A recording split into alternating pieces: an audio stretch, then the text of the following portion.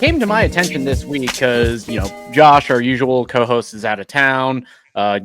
Screenings happen late, life happens. I'm not as able to keep up with, the new releases as I used to, but it just came across my mind that Batman Begins turns 20 years old this year. Yep. It passed June 15th. Yeah. Yep. I thought it came out in did it came out in 2005? Yeah. Oh no, yeah, The Dark Knight came out in 2008, didn't it? Yeah. Oh man, 5, baby. We're old. This is a project that was, that's what we should do. We should all say how old we were when this movie came out. Oh, fuck. Let me get my calculator out. I'll go first. I was 7 years old. Okay. I was 11 years old. Yeah. Oh man. I was the bright-eyed and bushy-tailed age of 10 when I first saw this movie. So carry the 2. What's the square root of 90? Multiply that, and then carry. Remember, Bradley, PEMDAS. Corn nuts of barbecue are still good. Insert the factor of pi. 22. Yeah. I don't know about you. I'm feeling 22. 22. That was before I was married. Like, I don't even remember what my life was like before I was married.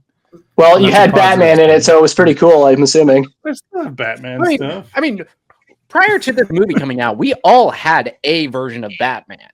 We had, of course, the Tim Burton films. We had Joel Schumacher's take on the character. We, of course, have the seminal Batman the Animated Series. But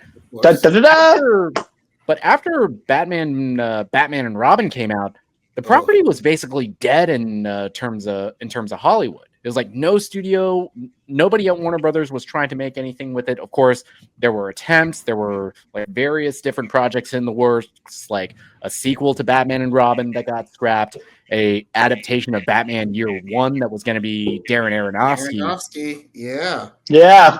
Various other iterations of the character until one of the executives at Warner Brothers decided to bring on this, kind of bright-eyed and bushy-tailed filmmaker by the name of Christopher Nolan, who this is basically the movie that made him, because at this point, Nolan had only directed 3 feature films at that time. He did The Following, which was essentially a student film. He did Memento, which was fantastic, and also Insomnia, which at that point was his most Hollywood movie. But with this, you're taking essentially an indie filmmaker, giving him, at one point, one of the most iconic characters in all of Hollywood, and you give him the task of rebooting, reimagining him into the eyes of modern audiences. And what this movie did, it essentially brought Batman back to basics. A lot of people had this impression of him because of the 1966 Adam West show, or the Schumacher Batman and Robin and Batman Forever films, that he was a more like bombastic, larger than life and kind of a cartoonish character. And this is the movie that, for better or worse, brought the more grounded and realistic take on Batman to the general public. But guys, go around the room. What are some of your thoughts on this movie when it first came out? Well, I just had a quick question. So if you guys were all babies, you didn't realize the fucking lunatic from American Psycho was going to be Bruce Wayne? Yeah. I hadn't seen American Psycho at that. My mommy says that I'm not allowed to watch that movie because there's too many scary parts. Yeah, it's intense, Schuby. It's pretty intense, but not for my mommy says a dog died, so I was like, okay, I can't watch it.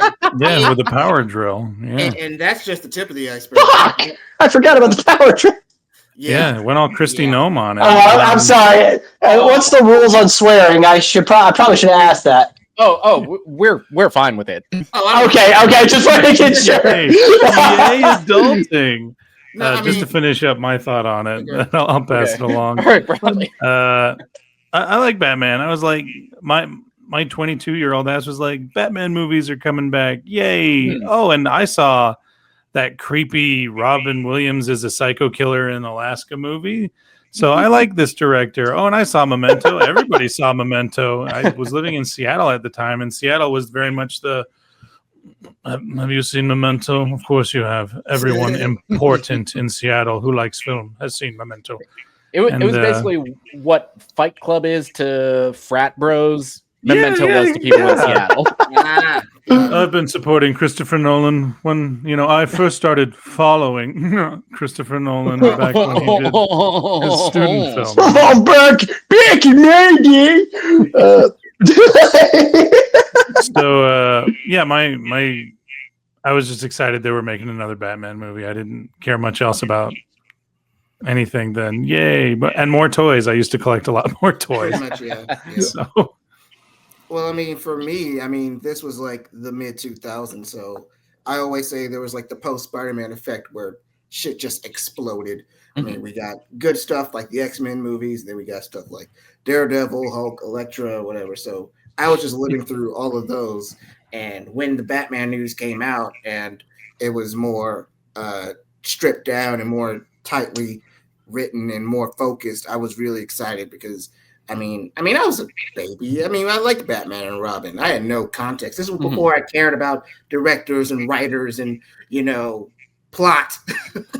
So this was kind of like, and plus 2005, Spider-Man 2 just happened. So it kind of felt like a shift was changing where comic book movies were taking themselves a little bit more seriously. And that caught my attention as opposed to just the goofy, wacky, fuck it, we'll just see if this works or not. Approach that a lot of those movies had, Catwoman. So it felt cool to see like a new version that was a little bit more serious and a little bit more grounded and technical and had something to say at least. All right, Schuby, what are your... Well, for me, like I said, I was 7 at the time, and when at the time I'm a military brat. My dad was stationed in Italy, so I lived overseas. I didn't have and people who are into comics that I know that are like my age or in my age group, I don't know if it's the same for you guys, but basically we got into superheroes through cartoons, Batman, the anime. But I didn't grow up with the Spectacular Spider-Man. I didn't grow up with, Avengers, Earth by These Heroes. I didn't grow up with Superhero Squad, because I didn't have access to those shows, but I did have access to Batman, the animated series, Batman Beyond, Justice League Unlimited, Static Shock. So DC has had a large part of my life. And, we were talking about how Daredevil had come out. We were talking about how, Elektra had a movie and Punisher and all them. But this was my first time ever experiencing a DC movie, ever, really. Yeah. And in theaters, I should say. Yeah. And so I was very excited. I've always been a big Batman fan. So, and I guess it could say these movies, I do not like them as Batman movies. I like them as action movies with Batman characters is what I like to say. Pretty much, yeah. But it's like Chris Evans is the Human Torch. He was my introduction. Mm-hmm. I still have a love for that. I know it's not accurate, but I still love it. You know what I'm saying? But yeah, just growing up on DC and finally getting to see a DC movie like this, it was definitely a big deal for me. Mm-hmm. I'm kind of on the same page with you there because The Dark Knight, I love that as a crime film. I love that as essentially more Christopher Nolan's take on a movie like Heat or it's basically Heat. Like Confidential, or it's like a hard-nosed crime film versus like a Batman movie. But I think, and I'll get to it throughout this review, but I think that Batman Begins is the unsung hero of this trilogy. And I think it's the best one in terms of the fact that it's the one that's about Batman the most. It's the one where he has a full character arc.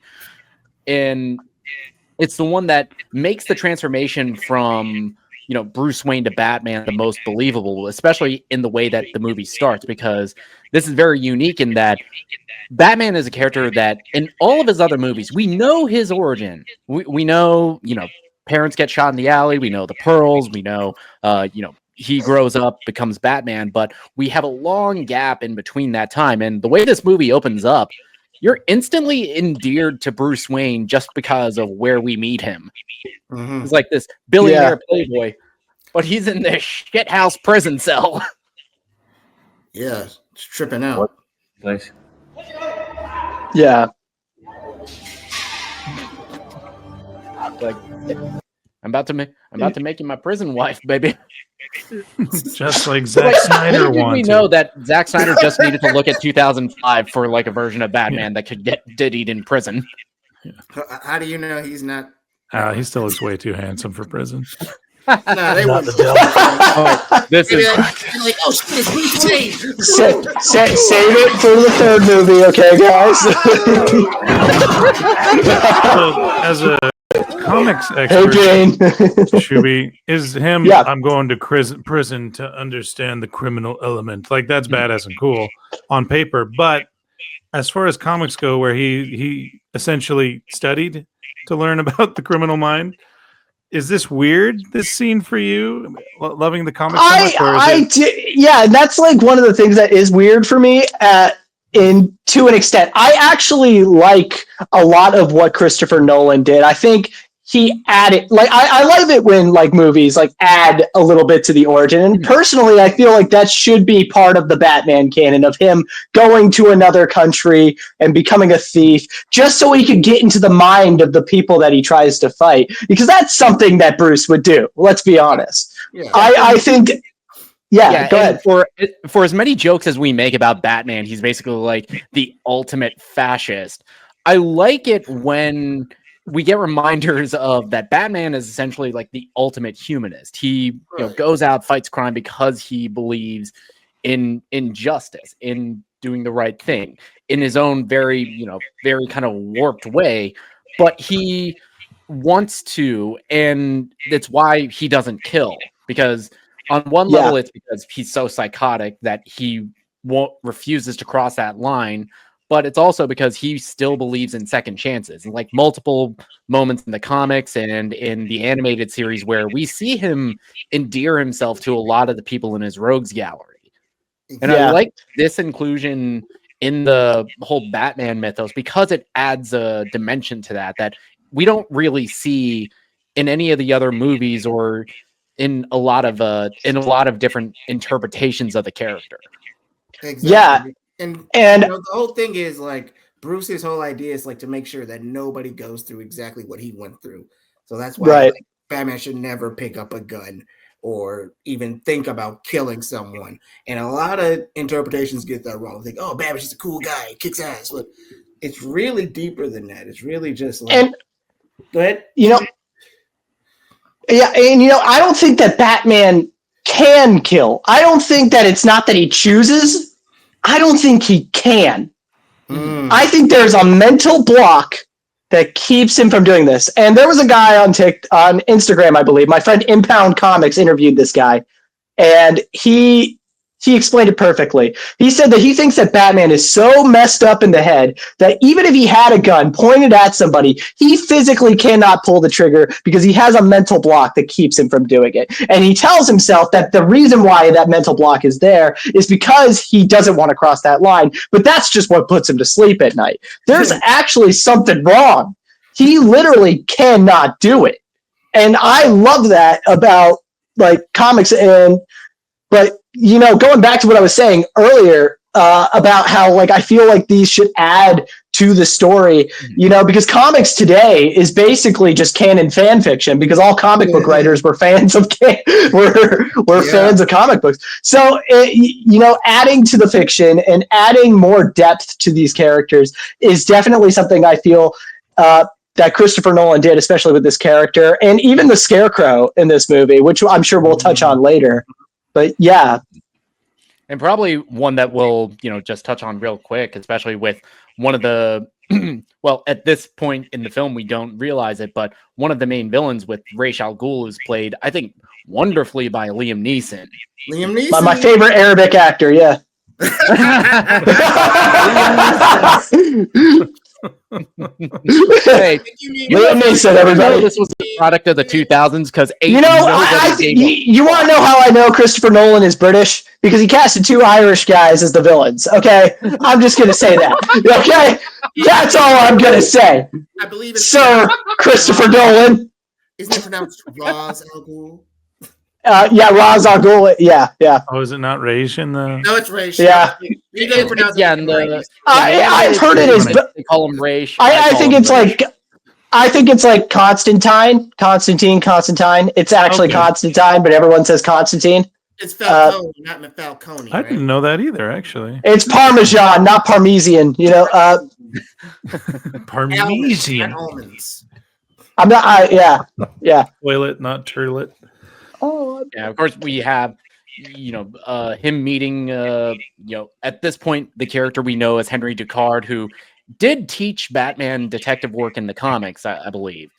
And, he offers to extends an invitation to join the League of Shadows to, climb this mountain and we will, teach you our ways. Basically Bruce's Karate Kid montage.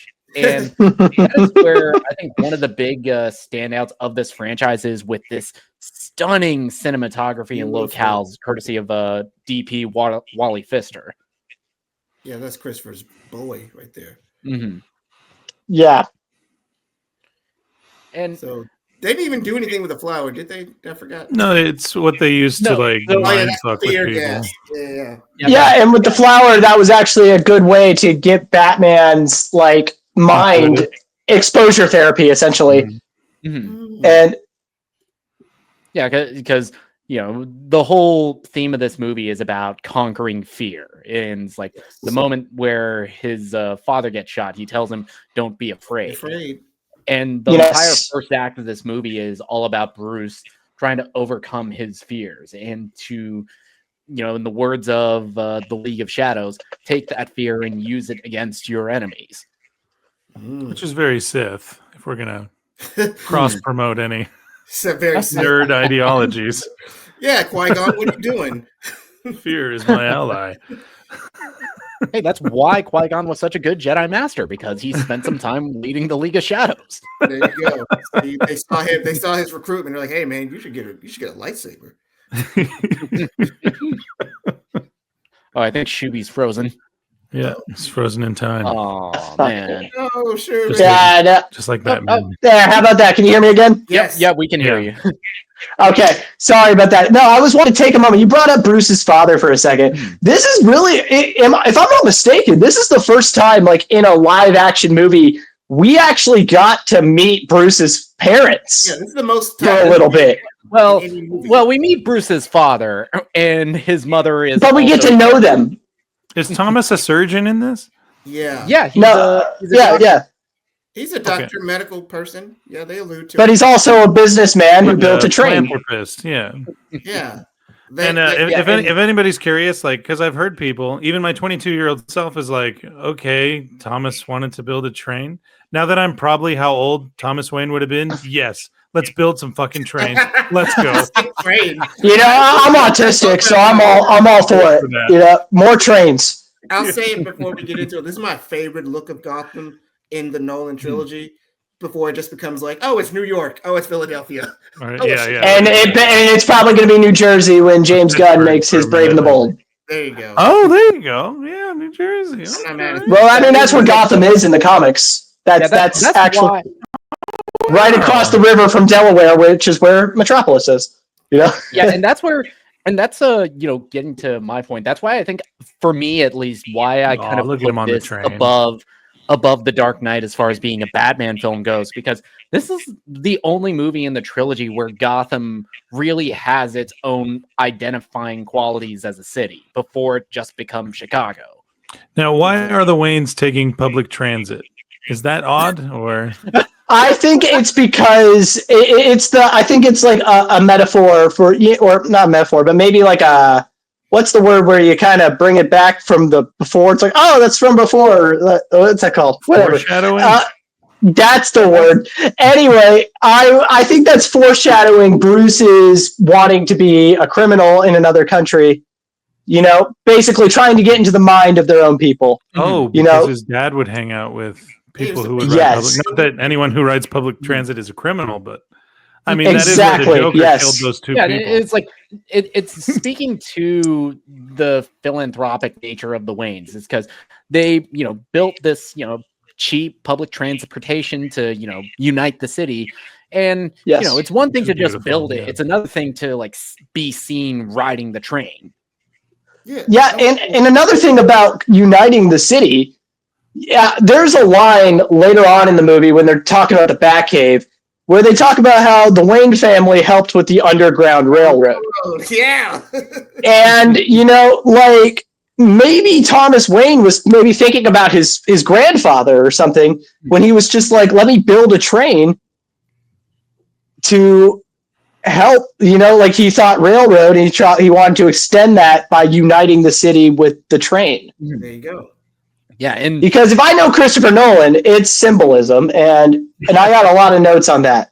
Oh yes, please. Oh no! Like as we go, it's on a whole bunch of different things. Yeah, we're only like 10 minutes into the movie. Lots of notes. The Underground Railroad, for historians listening, being so angry right now. We all four of us know people who are reading textbooks outside of the state of Florida. So choo-choo. So if you don't know what the Underground Railroad is, just close out the app now. You don't deserve to hear our voices. For those who don't know, a lady named Harriet Tubman. Right? Read a phone, okay? Got a supercomputer in your pocket. You don't know what the Underground Railroad is. Ask AI or Grok or whatever the fuck you're doing these days. Yeah. Well, you had to look up who Rodney King is because you clearly don't know who that is yet either.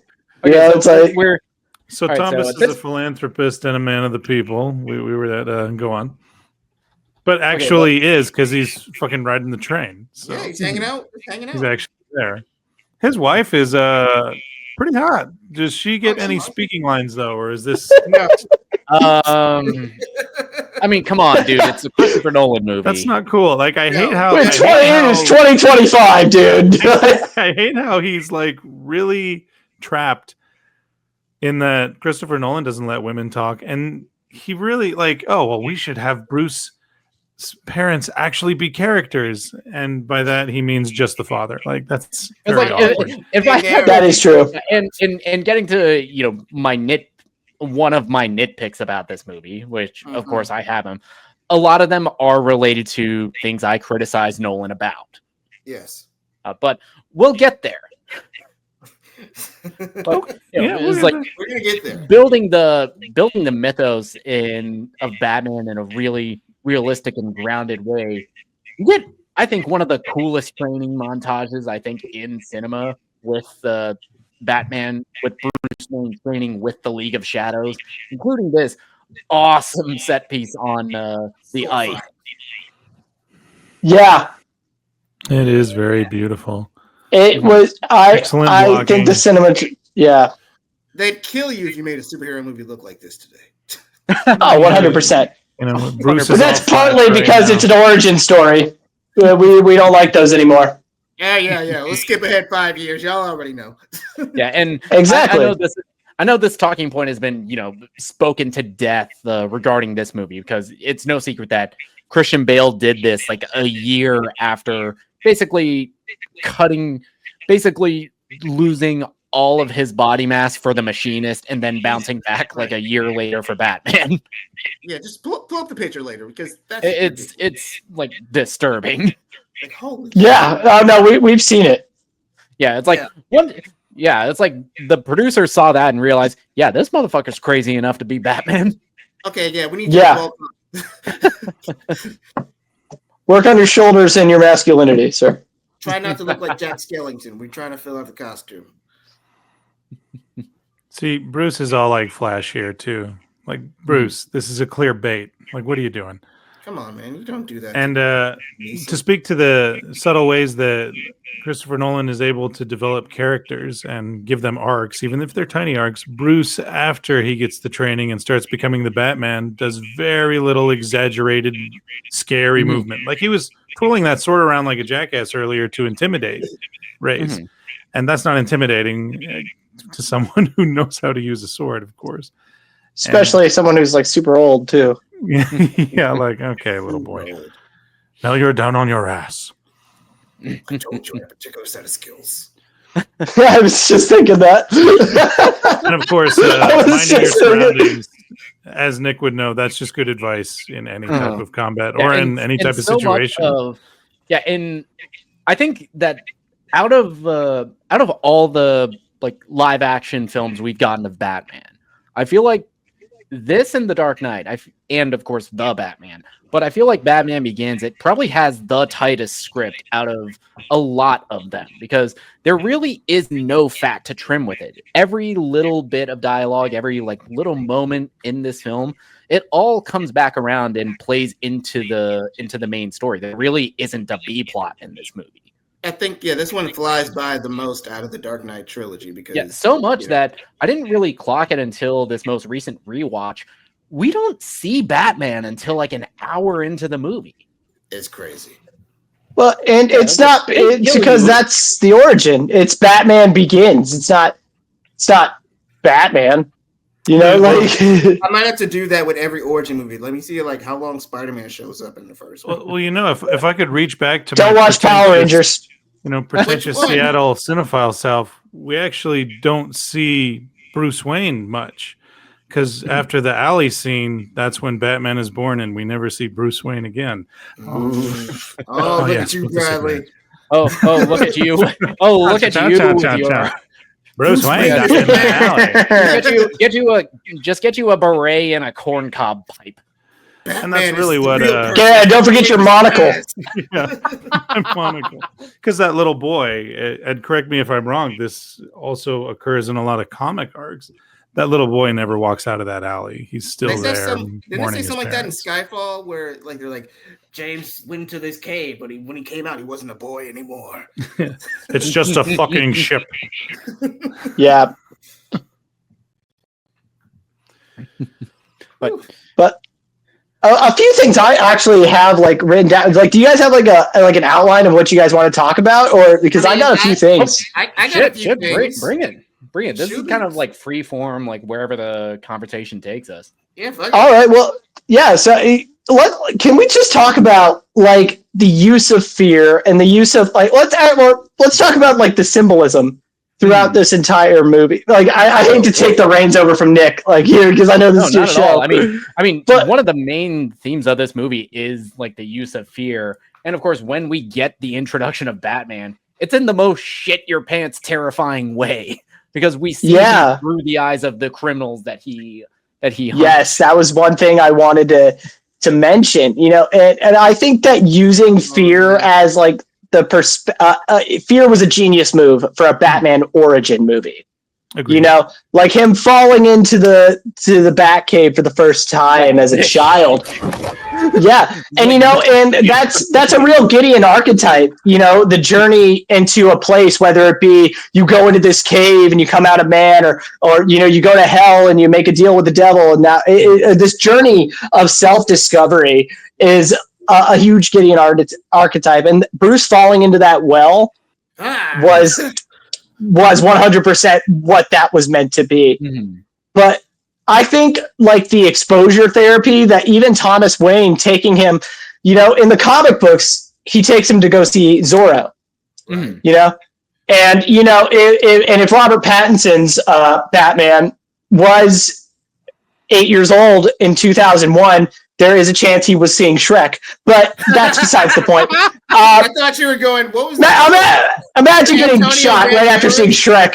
You know, but anyway, Antonio Banderas. Where are you? Here. Yeah, but anyway, but in this one, he takes him to an opera, and I don't know if you guys know this, but the opera, I think it's called Mephistopheles. It's called Mephistopheles. It is about a man going to hell, making a deal with the devil. Hey man, that's Marvel. I.e. Bruce and Roz. I.e. Bruce and Roz.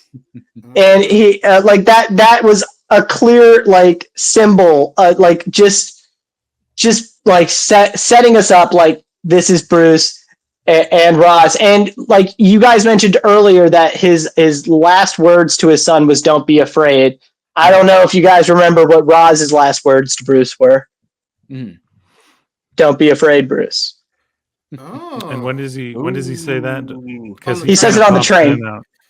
Oh, before he Crashes the train, yeah. or- Before he Yep. doesn't kill him. The hotly debated, train scene when Which talking I about enjoyed. Batman's no kill rule. But Also, we'll those get are, there. Nolan kind of But- doesn't get that.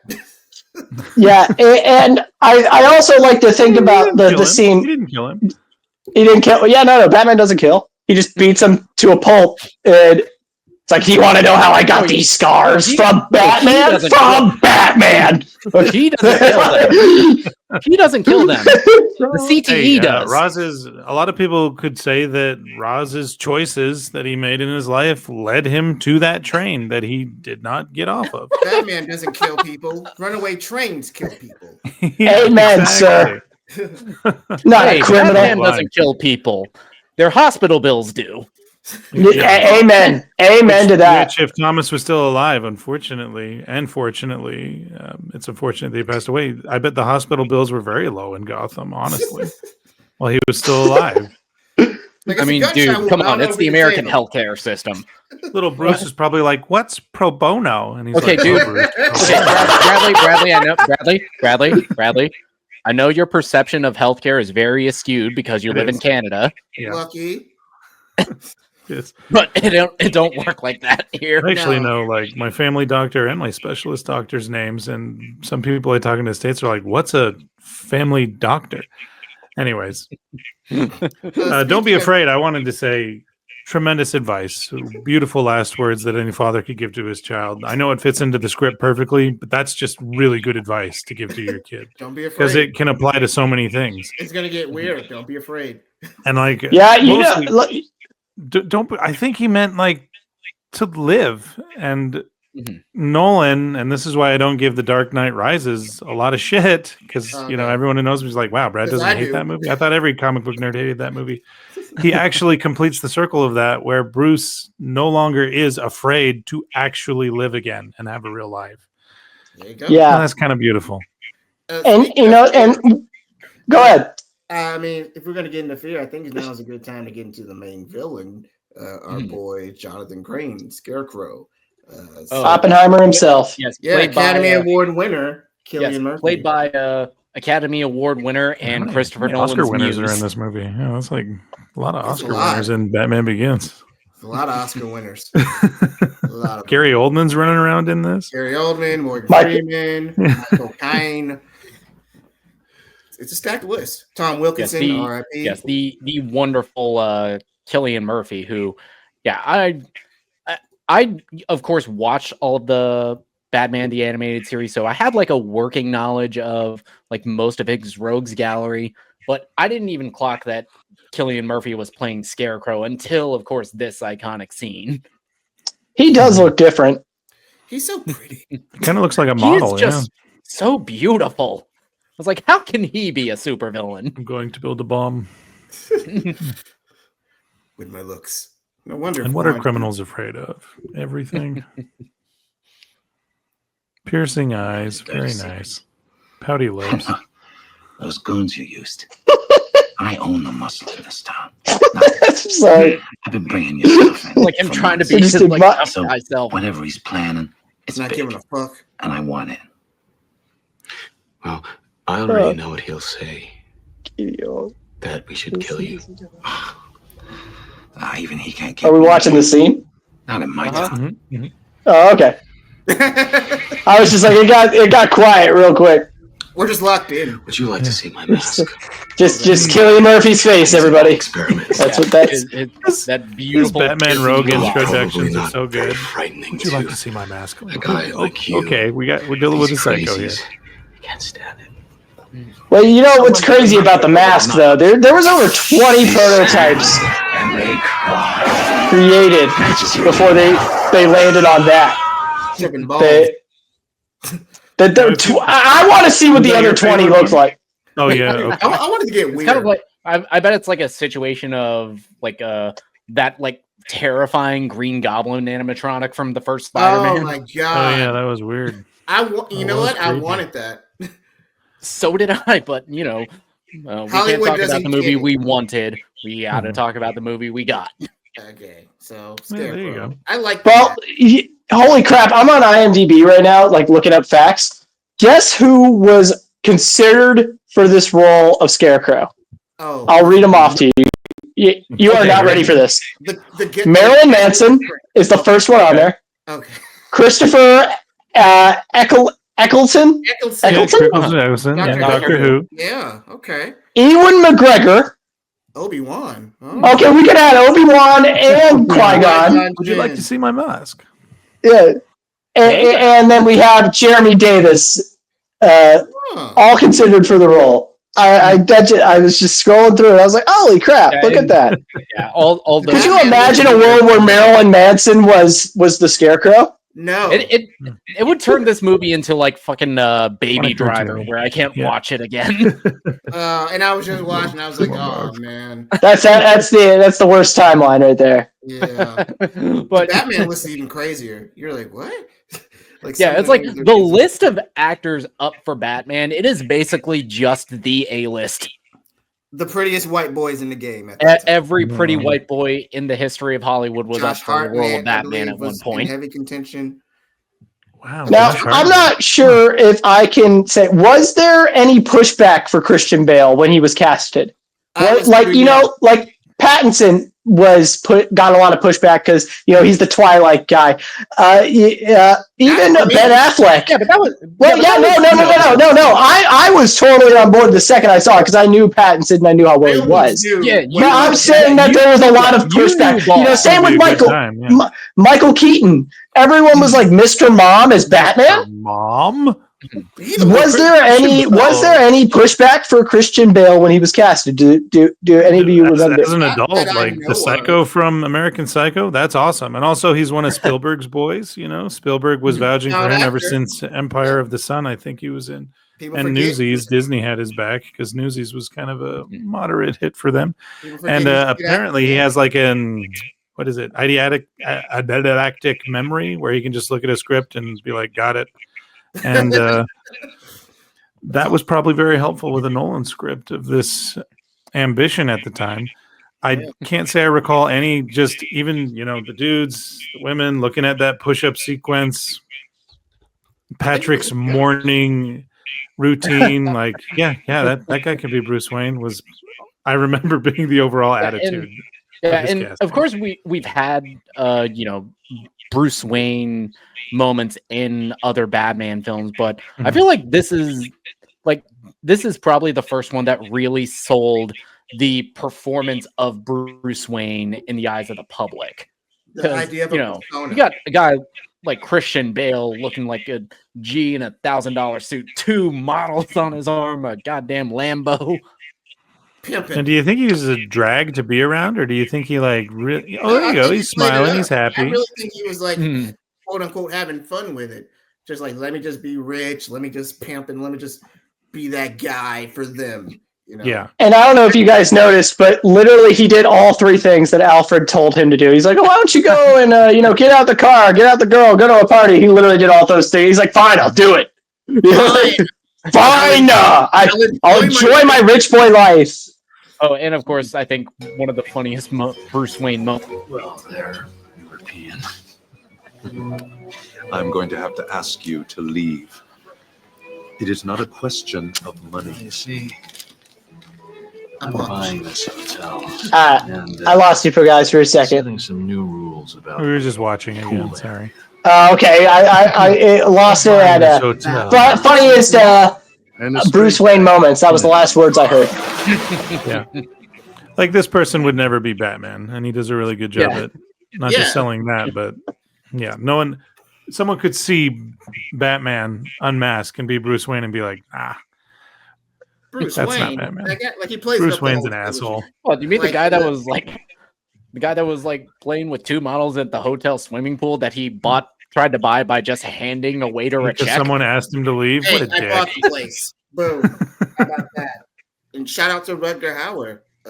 Nice little Blade Runner. Like a lot of this movie is influenced by Blade Runner. So I thought that was really cool. Well, that is cool. Yeah. Tears in the Rain. But yeah, speaking of people who look at Bruce, want to get into Rachel? Yes, Rachel Dawes, who is an original character for this movie. She's played by Katie Holmes in this film. I don't know what it is about her performance, but I feel like her performance is probably the weakest in the movie because she just has that kind of doe-eyed expression. And Rachel, at least as far as I think in the script, she's meant to be more indicative of like a Lois Lane type character, somebody who is, very hard nosed, very, questioning, someone who believes in the justice system and trying to do the right things. But in spite of everything that is wrong with Gotham, she still is pushing to do the right thing. She's too pretty for Gotham. Well, Bruce was too pretty for prison. They're equals in that. Yeah, and you can really tell that Nolan was trying to go for that girl next door type character. Yeah, the Mary Jane, the love interest. Which in itself it's a little odd. It's an odd choice. I love that he has a childhood friend named Rachel. I'm not trying to say that. But your little friend from next door is here. The real pineapple. Katie Holmes has experience running away from men who are psychotic. Worship the man. There you go. I know bad religion. Truth. Yeah, your little friend from next door is here. Next door, like 10, 15 miles next away. Door, like, this is a manor. Like the daughter of the housekeeper. Yeah, where is she coming from? In this big, huge mansion. Where is she? The driveway is like 2.5 miles. How's that going? Hey, we're going to Bruce. I'm going to be back in like 45 minutes. But I feel like that character, I think on paper, she's a good foil to Bruce Wayne, somebody who is, who indirectly pushes him into this journey to becoming Batman. But I feel like there's just something missing in the performance. What's her job in this? Is she a lawyer? She's a district attorney. A district attorney. Okay. And that's cool. I do like that when Nolan says it's going to be more realistic, he actually means there are district attorneys, there are doctors, there are lawyers. There's a freaking banker who knows how your interest works on your loan for your boat that you don't actually want. There's a lot of realism in that way. And I do think, did you say it's Katie Holmes in the first movie? She does bring at least that realism to it. I don't think she has enough speeches or monologues about how important the actual justice system is. It's all just we do the right thing, not the wrong thing, because we're good people.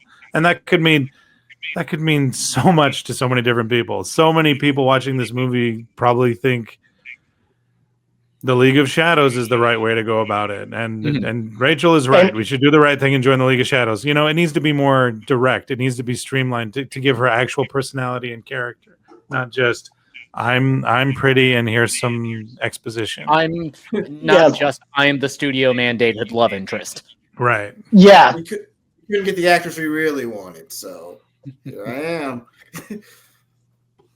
We can only get all these out. We could get so many Oscar-winning actors. Here we go. It was like, what? I'm not having enough lines in a Nolan film? The hell you say? But like, we also had to get Michael Caine instead of Anthony Hopkins. Okay. That was another thing that almost happened. Yeah, I mean, as much as I would love to see that peek, as much as I would love to peek into that alternate timeline, I adore what I'm happy. I like Michael Caine too a lot. I like Michael Caine. I think he was great. Michael Caine under Nolan is always pretty fantastic, actually. That's his boy. Yeah, especially in this interpretation where it feels like Bruce and Alfred are more on equal footing as partners versus in the Burton and the Schumacher films where Alfred is basically just manservant.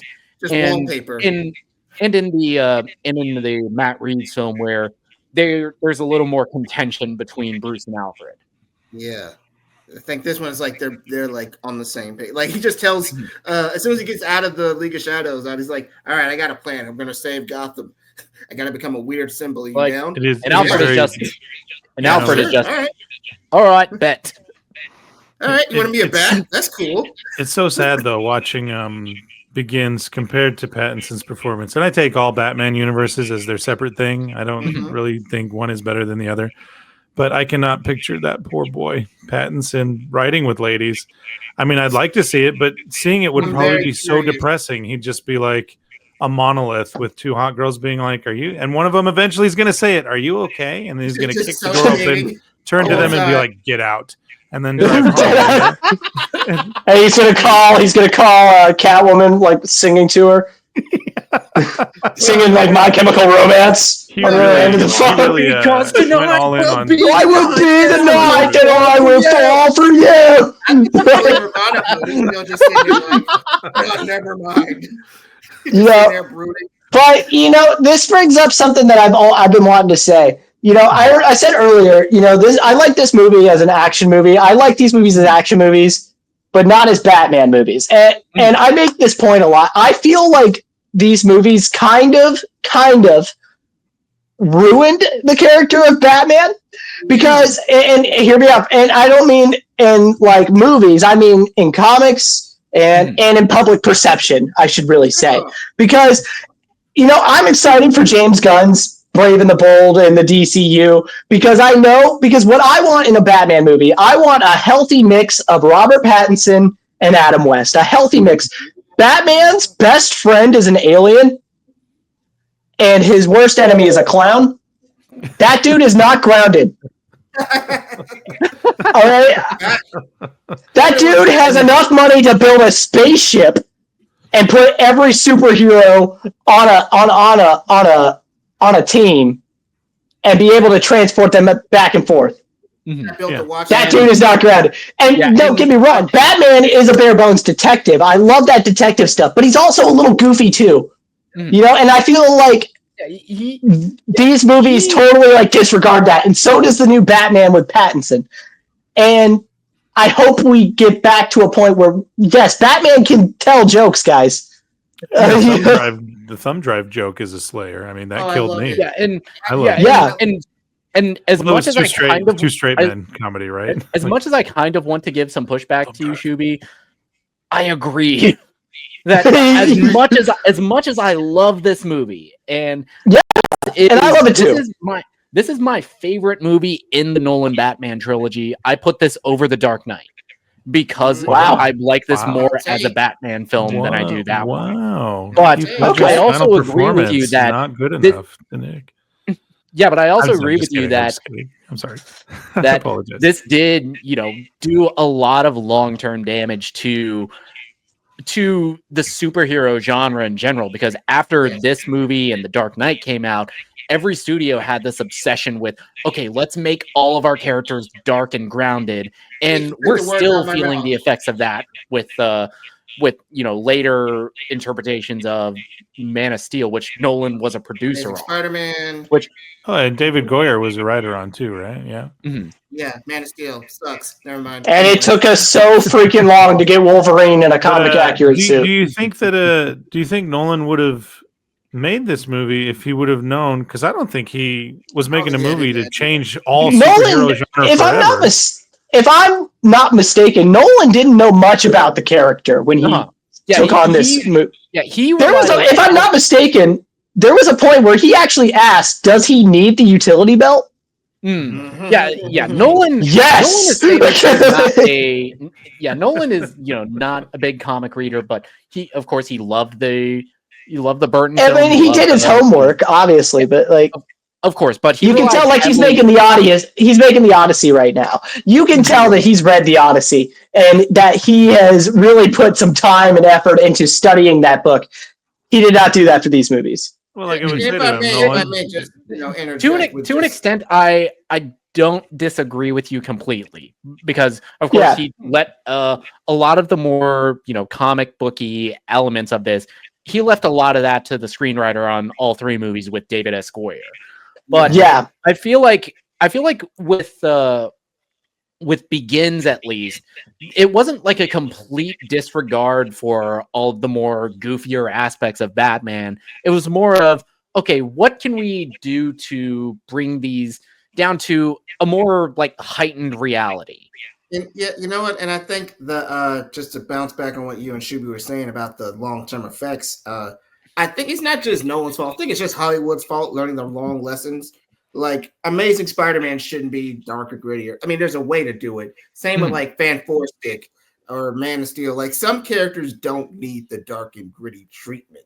So it's really just Hollywood taking the wrong lessons, because there have been beautiful ways to, this movie has benefited for better or for worse. Like, I'm sure we wouldn't get a Logan or a Deadpool if not for these movies. And that's true. Yeah, and the same can be said for movies like Guardians of the Galaxy. I love that movie so much, but think about once that movie hit, think about every Marvel movie that came out after. Better soundtrack. All had to have a joke in it every 5 minutes. Everybody had every single one. Yeah, and we could go on and on about, how Hollywood learns the wrong lessons from like the big successes. Yeah, that's a whole nother podcast. Go on and on. And stay tuned for my Amazing Spider-Man 2 review. Hunter from The Real Pineapple, he's just commenting. He has kind of a good point. Batman Begins is more of a live action Mask of the Phantasm Nolan remix.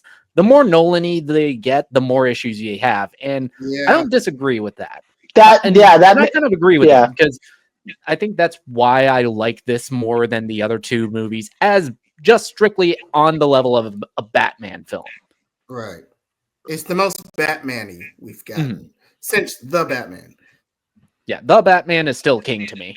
Yeah, it's really good. And I love that one too. Like there's a lot to it. But like I said, have the guy crack a joke, and Nolan losing. Batman.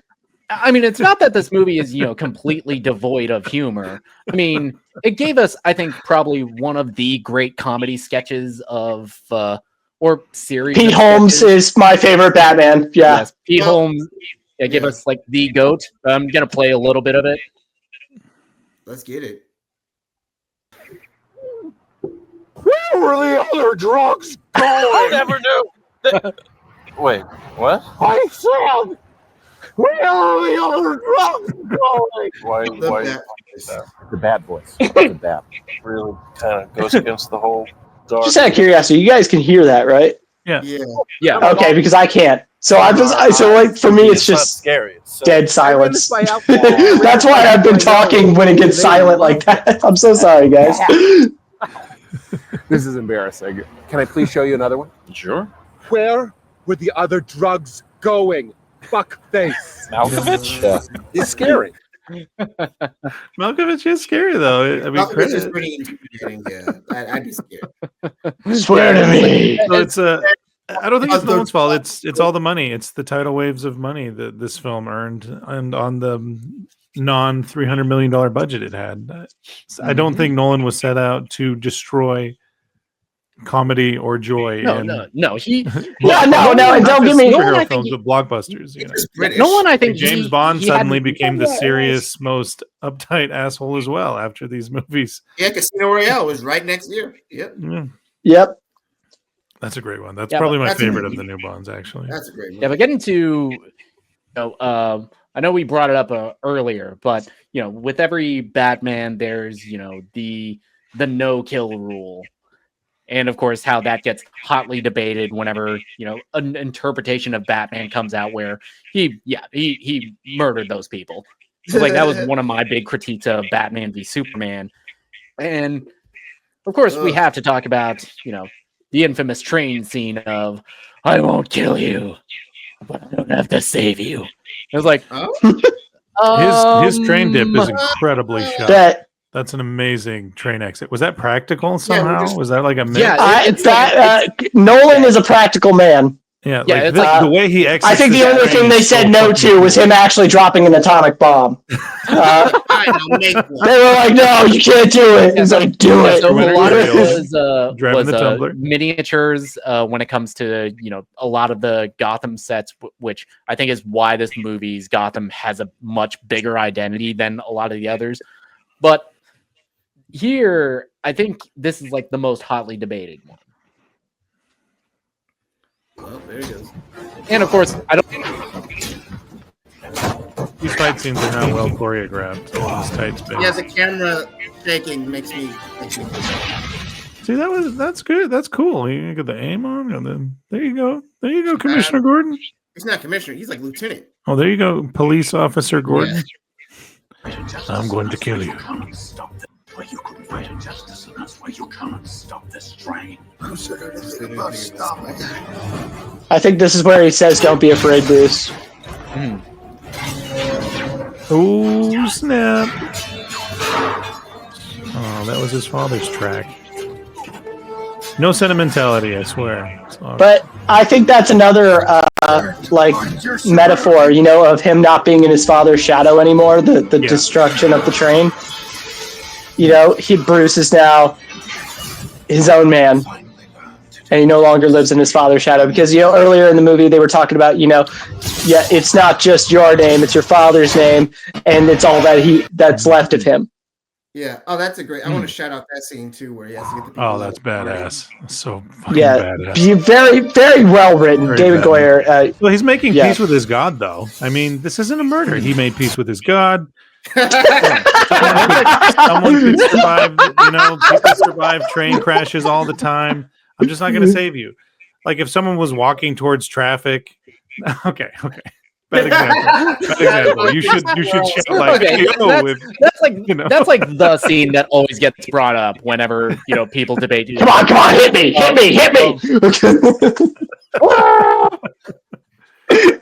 So I guess I'm the only one that likes that ending. Do you guys think he should have been like, let's leave this train, or maybe something better than that? I think they should have kissed, I have no problem with the ending. I have no problem with even that scene. I do think it is a little bit of that 2000s. We have a villain in every movie. We have this character that explicitly has a no-kill rule, but the villain still needs to die at the end of the movie. Well, I feel like Liam Neeson's expensive. Like Liam Neeson's not a cheap actor. They did run up in his house and burn his shit down. Yeah. And what? Whose house got burned down? Thomas's house. Yeah. There you go. Okay, gotcha. Yeah, Wayne. You know, because there was actually a thing that I wanted to mention about, like a conversation between Batman and Ra's talking about Gotham. And there's a scene where Bruce or Batman, whatever, he says, there's still good people here. Right. You know, they were talking about. And could you guys equate that to the conversation between God and Abraham talking about the Sin City that he wanted to burn? Sodom and Gomorrah. Ooh. Thank you. I feel like I should mention this. I have a degree in journalism and electronic media, and my minor was going to be in cinematic studies, but I dropped one credit because I wanted to graduate on time. So I took basically every class I needed to, except for one. It's fine. It's fine. I wanted my dream job is comicbook.com. Chris Killian, I know you're out there. I know we're buddies. Give me that job, bro. But damn you, Paramount. Anyway, you need a Canadian reference. Hey, yeah. Oh no, I got dude. I got people in England. I got people in Canada. Trust me, dude. I got so many connections. But I got a new one now, though. So we're cool. So the biblical theology and Old Testament referencing in Begins is better than I hung a painting upside down because devils come from the sky. Yes. Oh, shit.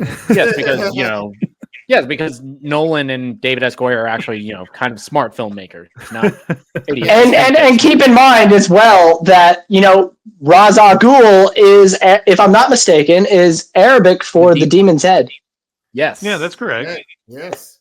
Now, I did want to ask, though, what was Raz's plan? Just everyone goes nuts on this gas and kills each other? Wild. Yeah. Yeah, it's like everybody goes crazy on the fear toxin and the city burns itself to the ground. Some men just want to watch the world burn. What about the party people like Rachel who take the hit of the gas and are just like, well, this is all right. This is a weird high that we're getting right now. Exactly. So bad to see like she never really seemed affected by it, right? The chase scene. Yeah, can we talk about the Batmobile really quick? Yes. Like her worst fear is Bruce making bad decisions. Like, it's like no, what's that one, Pete Holmes?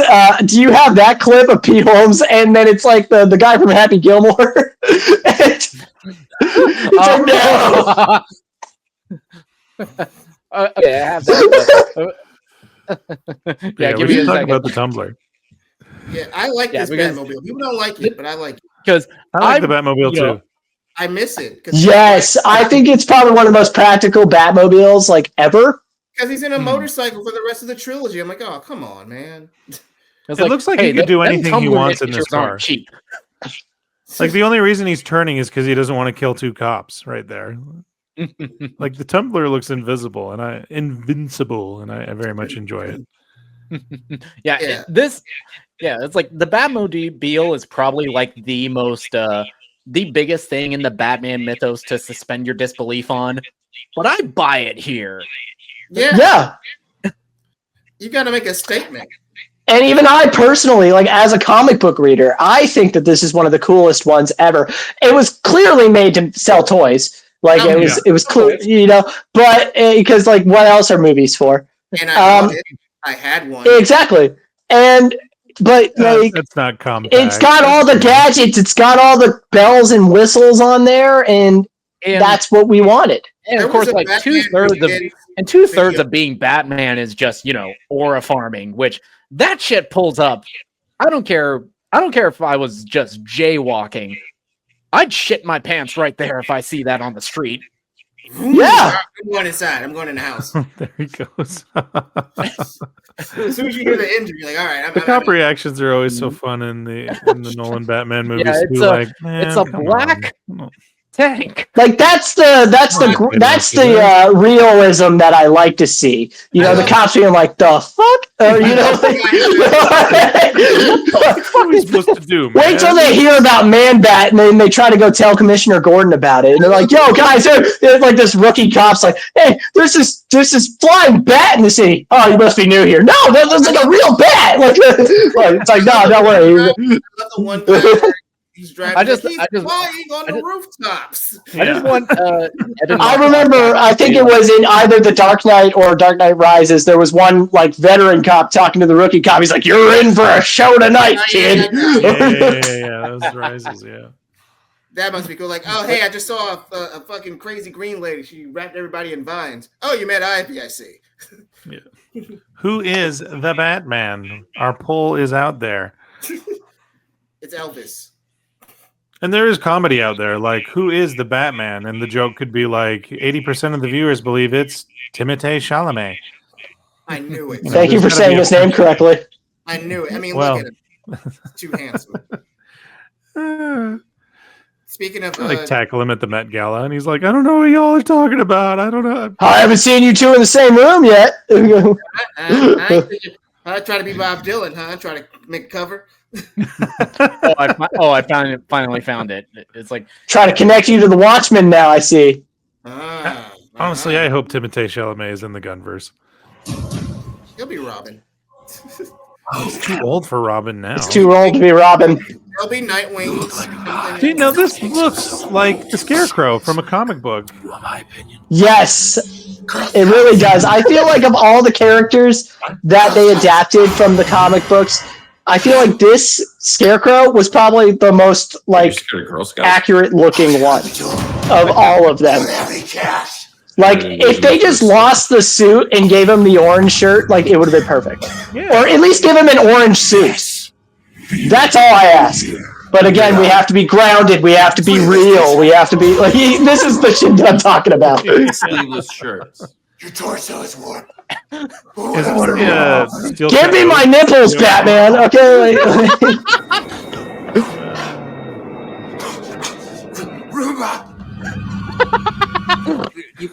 You jump. I heard a piggy. And you fight criminals, and you're scared of Roombas. How does it know where to go if we don't push it?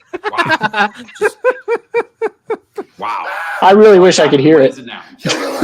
It's just all I hear is Nick just laughing his ass off. And why would you be afraid of that?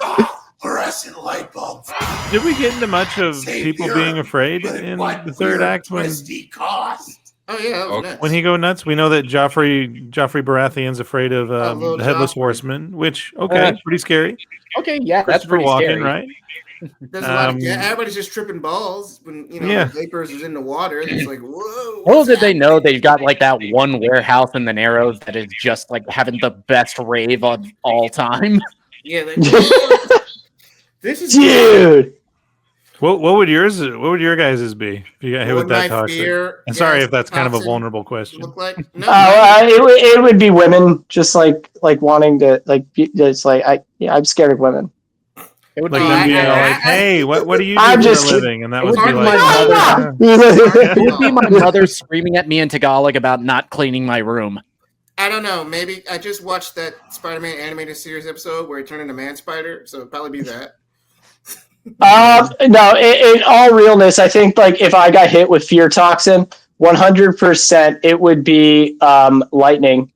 I freaking hate and it sucks because I'm a photojournalist that works in Jacksonville.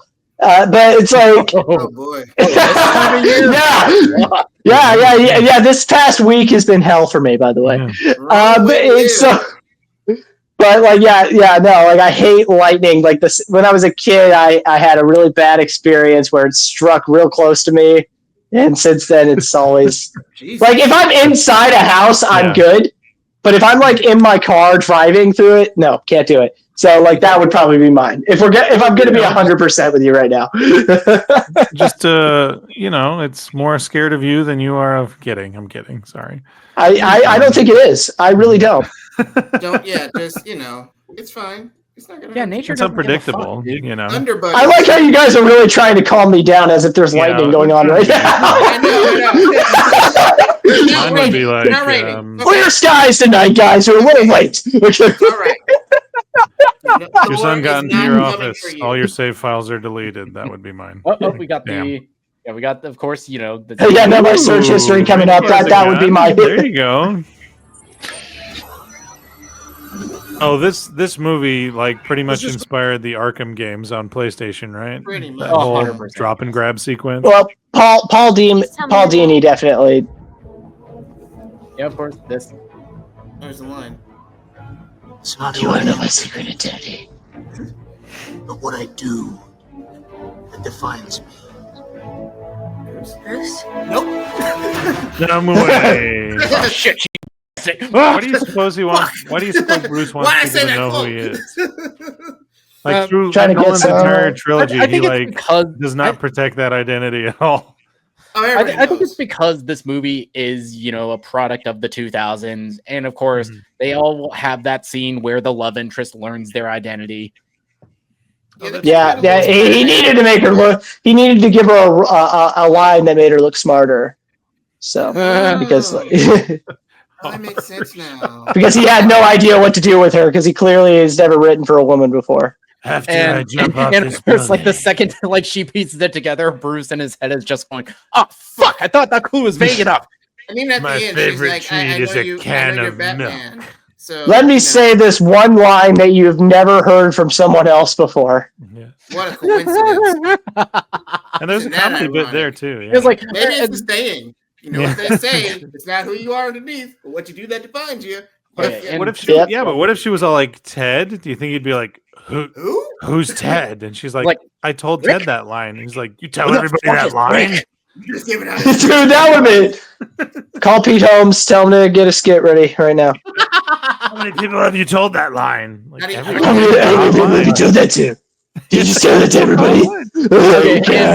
Okay, and just get into just one final nitpick. I feel like this is probably the best the Bat voice is before it becomes a parody of a growl. Yeah. That it doesn't. Where he's like gargling marbles, yeah, like just like gargling salt and gravel. What do you think? Kevin Conroy's the only one who went from a Bruce Wayne voice to I'm just going to be a little bit quiet, like because I'm a ninja. The best baritone. Is there a chance you could pull up the video of Kevin Conroy dubbing Christian Bale's Batman? Ooh. Yeah. That video exists. It's from The Dark Knight. but they had him read his monologue on a podcast called Talking Tunes. Is there any chance you could pull that up? With Rob Thomas. I've seen that. Michael Keaton knew that the best Batman voice is to say nothing unless you're threatening somebody. So he did really good there. Or telling people who you are. Yeah. Ben Affleck, not bad. I don't think either of his voices were bad. But I feel like the voice modulator is just cheating. It's a little silly. It's kind of silly. No, I'm tough. That's a little silly. I mean, because Netflix has a natural gravel. George Clooney didn't give a fuck. He had the same voice. Here's a clip that Schuby. There it is. Whatever chance you listen to this, guys. Keep in mind, his real voice goes. Okay, keep that in mind. We saw the Dark Knight. They won't. They must never know what he did. I just got chills. 2 of them cops. You can't sweep that up. But the Joker cannot win. Gotham needs its true hero. No. You either die a hero, or you live long enough to see yourself become the villain. I can do those things because I'm not a hero. Not like Dent.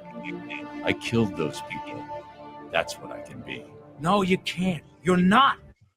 I'm whatever Gotham needs me to be. Call it in. They'll hunt you. You'll hunt me. You'll condemn me. Set the dogs on me. Because that's what needs to happen. Because sometimes the truth isn't good enough. Sometimes people deserve more. Sometimes people deserve to have their faith rewarded. Wow. That's good dialogue. That's why that's why he's the goat.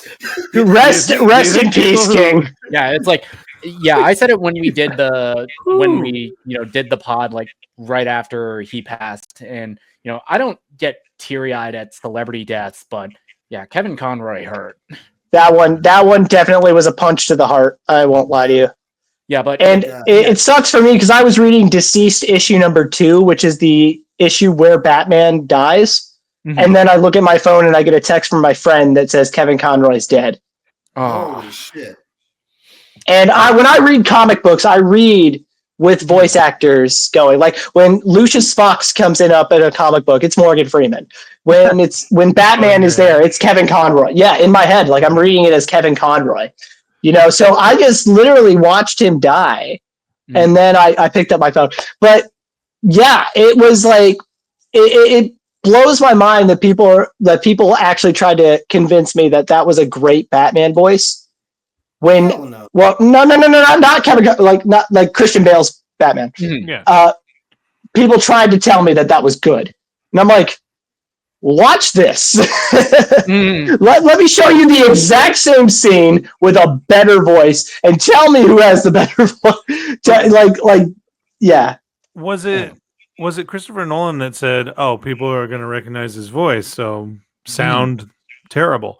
And by terrible, I just mean like not yourself. Disguise your voice. Sound like you put a whole pack of cigarettes in your mouth and lit them up at once. Sound like you have been chain smoking for the last 30 years. What if Nick Nolte was Batman? I want you to choke. I want you to choke on a pool ball, and then talk. You're talking to Natasha Lyonne. Just dial that up. I want you to keep parodying yourself and then go out and fight crime. Who exposes the superhero, and then everyone's like, "Well, who the fuck is that?" Like, I love that scene in Spider-Man 2. Like, who the this is just some dumbass kid swinging around Spider-Man. That's crazy. And I get Bruce Wayne's different because he's a billionaire, the 1%. Everyone recognizes Bruce Wayne, but I feel like in a way, no one would believe it anyways. Like exactly, that's the whole thing. Why? Yeah, and that's the thing in comics. There's a better sense of that suspension of disbelief, because when you see them out the mask, we still know it's them, but the general public doesn't. It's like you don't actually hear them speak, which I think is like a thing in there. And that's like another thing that's comic booky that they kind of ruined. That isn't like in the comics. Bruce Wayne, like everything you guys all just said, that makes sense. But we got to be realistic here. So, and just getting to Batman Begins. Those are like my couple gripes with this movie. I don't think Rachel Dawes gets enough to do as a character. I feel like she's like very underserved by the script, even though I think Katie Holmes is good with what she is given. I do kind of think that we got to trade up with Maggie Gyllenhaal in the next movie. And to think her brother was almost Batman, so that would have been weird. Very HBO. As if they actually would have casted her again. There's that. There's Rachel.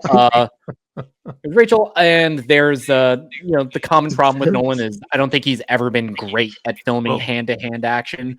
Which in the very first introduction scene of Batman, it works because we're seeing it from the criminal's point of view, but it gets like more egregious as the movies go on, and especially in Rises.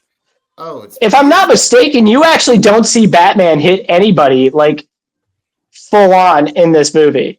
Is that you think that's like a studio choice? Because a little bit of it is that Nolan is like hardcore. I will only shoot on film, so getting playback on certain action scenes, it's much harder to do.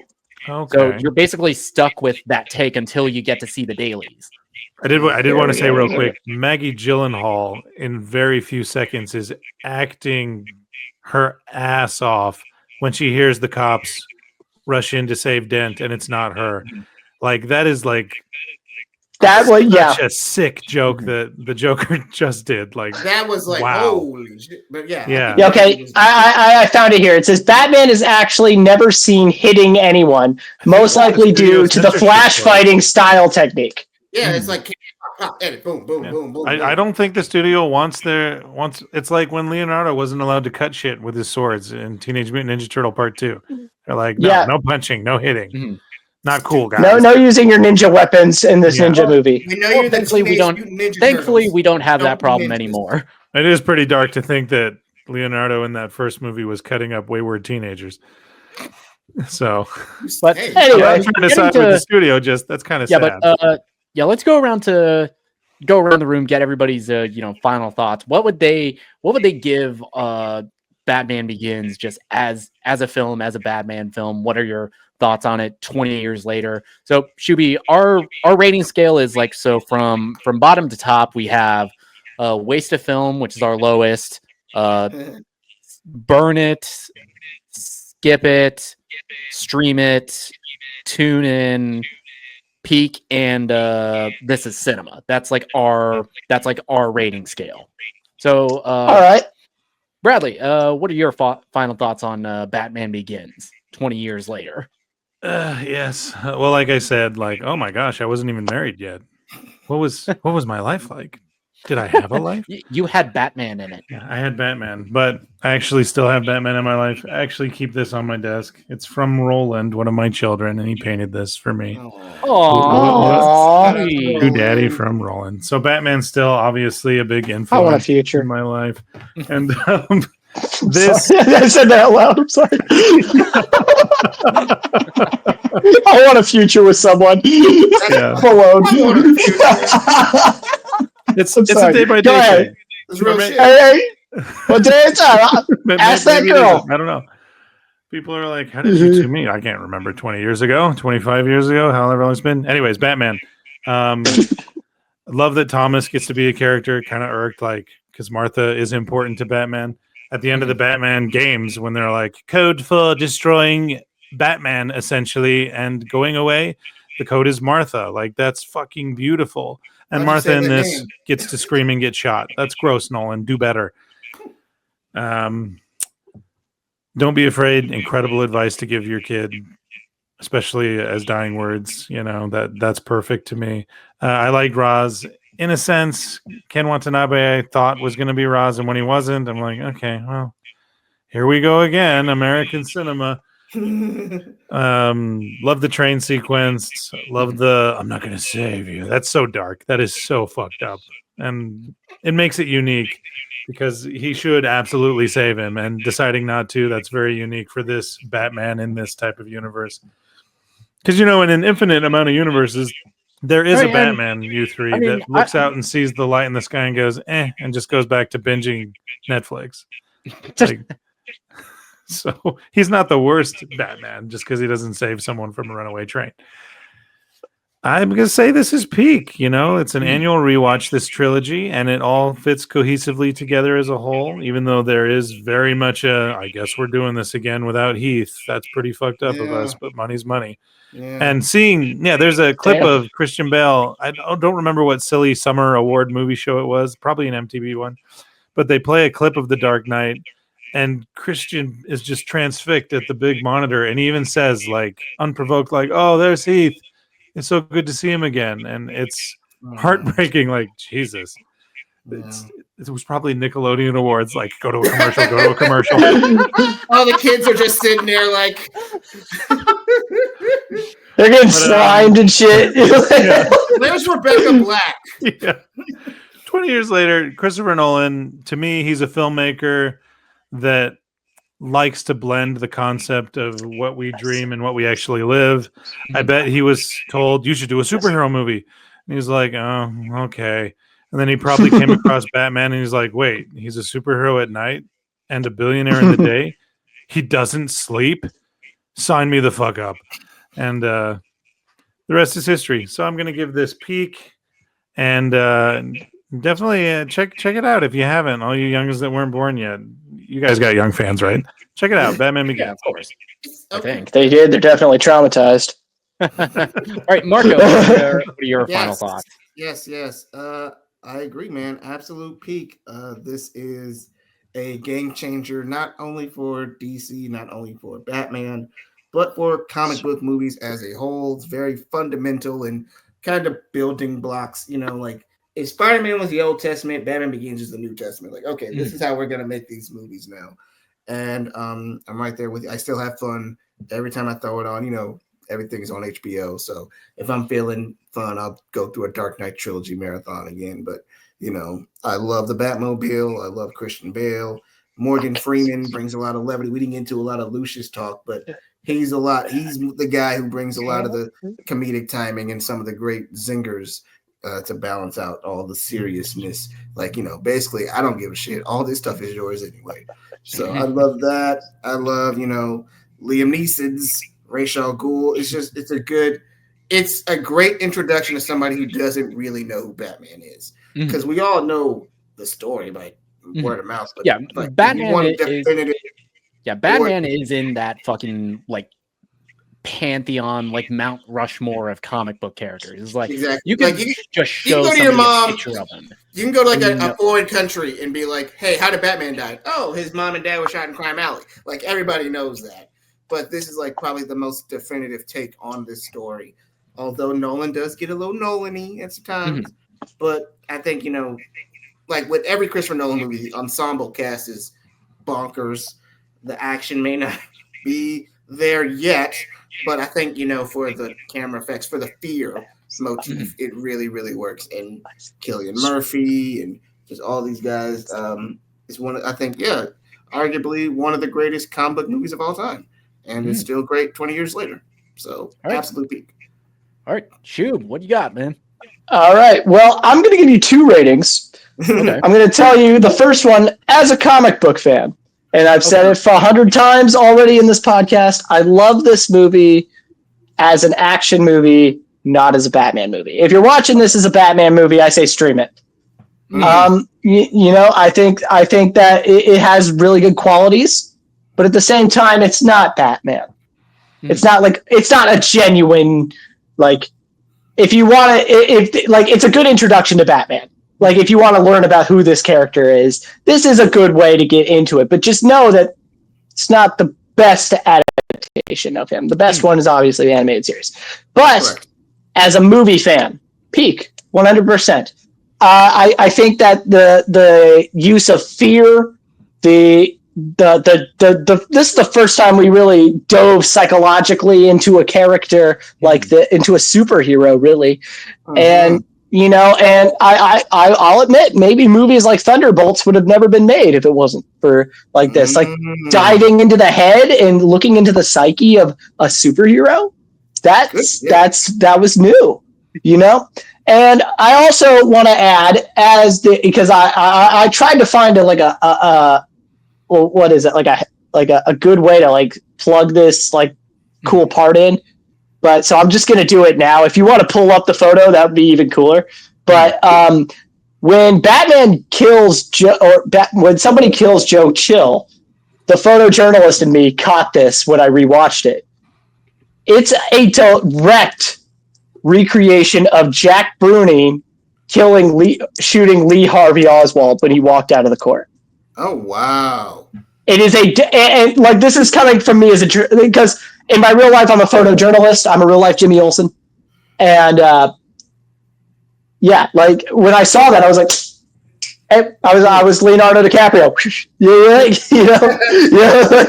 So if we're gonna go conspiracy theory on this, there was a Kennedy waiting in the wings that was actually there to kill Lee Harvey Oswald, but Jack Ruby interrupted it. Yep. And JFK Jr. becomes Batman. All I'm gonna say is like I tried to find like an organic way to get this into the podcast, but it's like, okay, screw it. That's pretty wild that he would lift that imagery into. Like if you can find the photo of Jack Bruni shooting Lee Harvey Oswald, if you just look that up. Like, because right when you see the gun go off, you see a flash from a camera. Like, it's not from, like, a white flash from an editor. It's a practical flash from a camera. Somebody took that picture at the exact angle to a T, and I loved it. I was like, oh, my God. Like, the photojournalist autistic in me was like, oh, yeah. Also, I'm autistic. I don't know if I mentioned that. But, yeah. Yeah, no, I'm not claiming anything. I am diagnosed. Not self-diagnosed, like actually diagnosed. Not Twitter diagnosed. No, I am diagnosed. Hey, self-diagnoses are just as valid. Oh. Okay. You know, I mean, actually not for you. You're in Canada. But like, we literally just can walk down the street to our doctor. No, because you can go. You got health insurance. You see, my diagnosis cost me $1,000 out of pocket, no insurance. Yeah, I'm sorry to hear that, man. If you're self-diagnosed, I'd take your word for it, buddy. Yeah. I understand.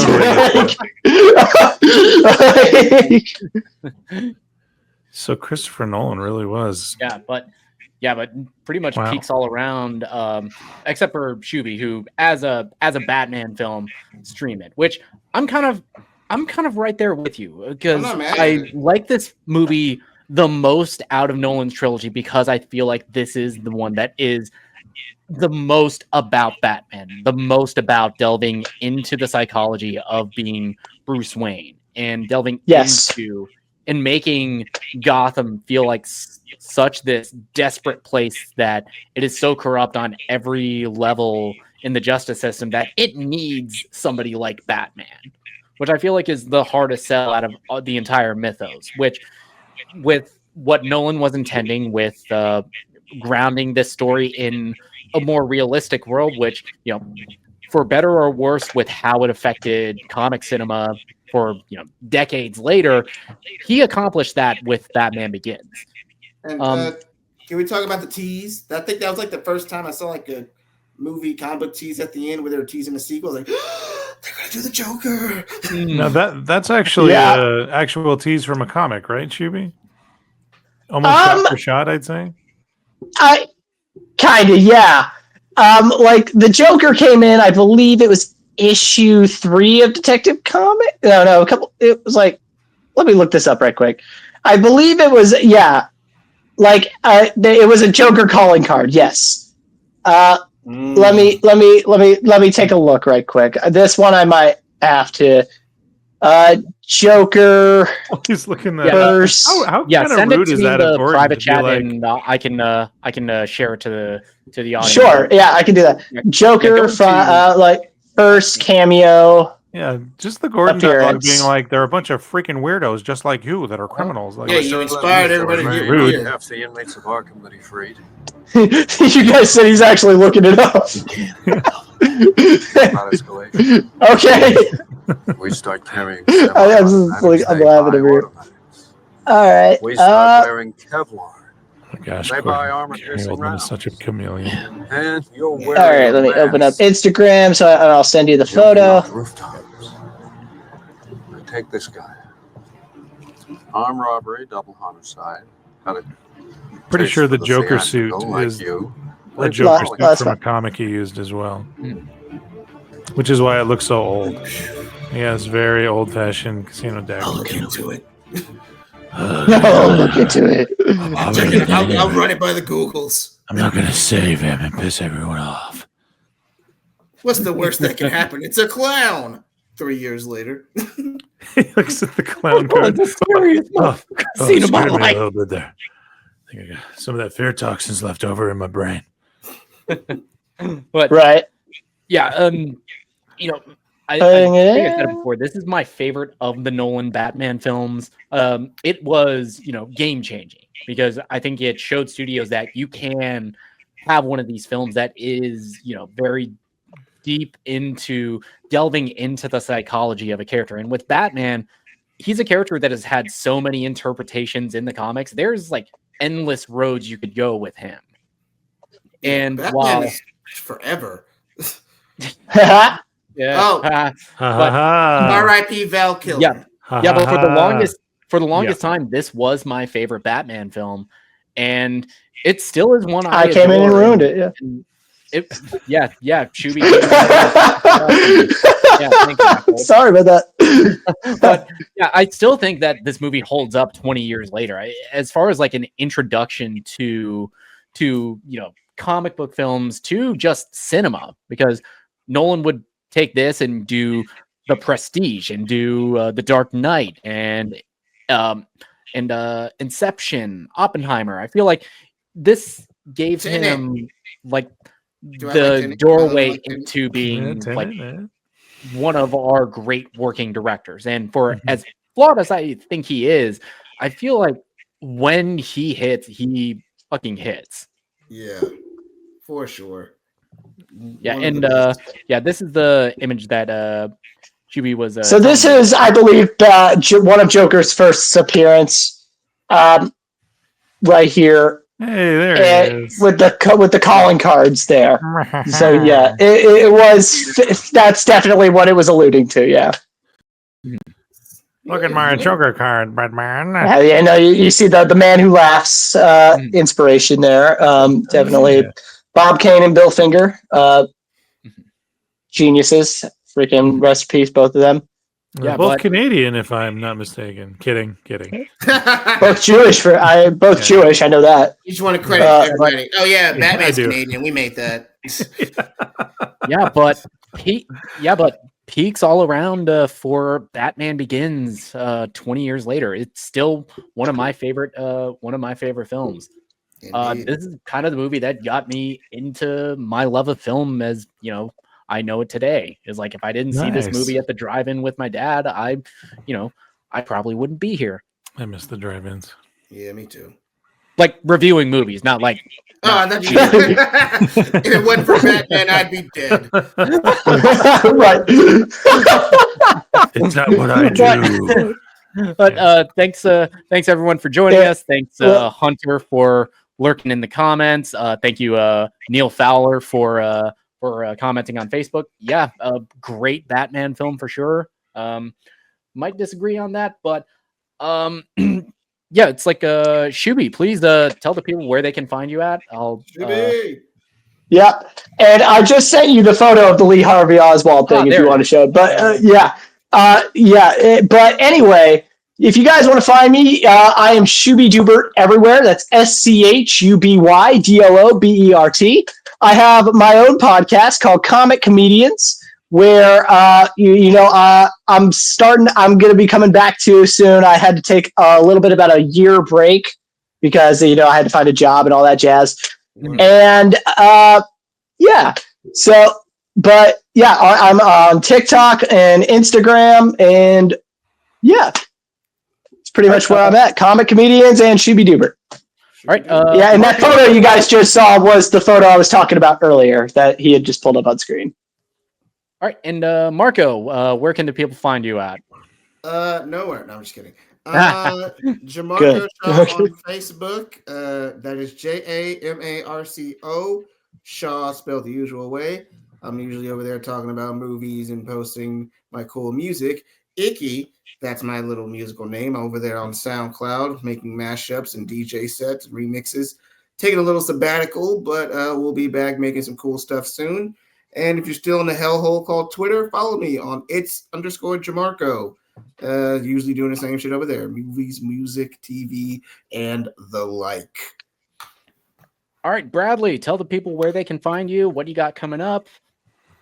Hello, yes, Bradley. That's his intro. I review. That's literally his intro. It's like you listen to his stuff on oneofus.net whenever he's like on a review for something. He literally opens up everyone with that. Yeah, the big hello. Yeah, Bradley, that's me. Sorry, Pop is so tired. I'm at oneofus.net. Just reviewed Strange Harvest. I thought it was brilliant. I haven't really seen a lot of marketing for it anywhere, so try to check that one out. Ninja 2, I am not on that review at all. I won't be reviewing that, but check that one out as well. I had the pleasure of seeing that, especially if you're into Chinese mythology. And all my reviews are at oneofus.net. I also have a letterbox, Bradley of Martin. Follow me if you like. My reviews are, I'm not a journalist at all, don't have any kind of training in writing or even stating opinions with any kind of, I'm about as educated as Charlie Kirk at stating opinions. But, hey, why not give it a shot? So they're usually like one sentence reviews, but they're all at Bradley of Martin. On Letterboxd, I don't do many socials. I'm on Instagram, but that's so I could keep in touch with my mom and share photos with the grandkids, you know, of her. So yeah, thank you. Yeah. Oneofus.net. Please support. And I never get to plug my letterbox, so go ahead and just follow me too. It's my name, Jamarco Shaw. All right. Same with me, schubydoobert. All right, and you can find me on all the social media. You can find Twitter, Instagram, Threads, TikTok, and Letterboxd at Night and Day Nick. I've just been, sharing stuff, talking movies, my opinions on, various topics, and of course, I've recently been working on my best of the year so far list on Letterboxd, which, yeah, it's like that's been fun to go back and forth on, and I'll probably do a stream sometime later this week, delving into that a little bit more. But 4 horrors and 1 Superman. That's interesting. That's like a real interesting personality type. Yes, I love that's literally how hopeful the new Superman is, though. That it broke into the top 5 of Nick's horror. Yes, I cried through the whole thing, and it made me want to be a better man. But you can also find our show everywhere you listen to podcasts, YouTube, Apple, Spotify at The Afternoon Tune, on all the social medias, The Afternoon Tune, and always remember to stay tuned.